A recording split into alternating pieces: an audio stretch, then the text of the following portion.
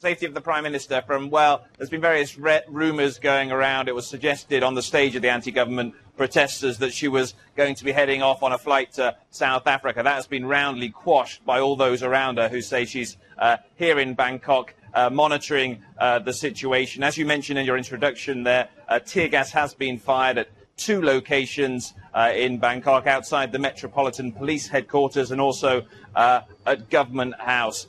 People were expecting this. Today was the day which the anti-government demonstrators had identified as being the day that they were going to triumph in their aim to overthrow the government of Yingluck Shinawatra. So certainly the government had come out in force in terms of riot police. The army has also been deployed, but in keeping with the policy of the government at the moment, the army are not armed.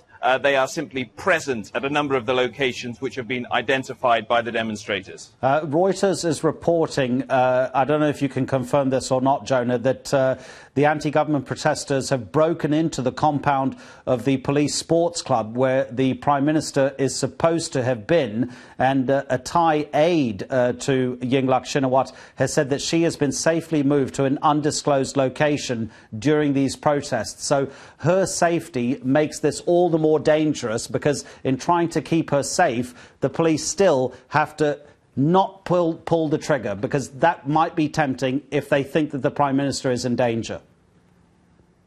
I can't confirm that particular story, but I think it's worth pointing out that what has been repeatedly happening here in Bangkok, particularly in relation to the police here, is that there's almost been an agreement that you may enter here as long as you don't damage our properties. So it's eminently possible that they could have struck some sort of agreement to allow the police into to allow the anti-government demonstrators into that compound, on condition that they did not attempt to do any damage or anything malicious while they are there. So that will obviously be very interesting to see how that develops.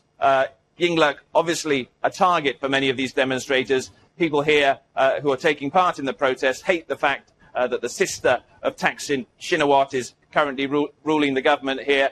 They regard Thaksin's tentacles as still being very much in the government here, and that is what is driving many of the people who are out on the streets of Bangkok today to turn out to effectively try and overthrow her government.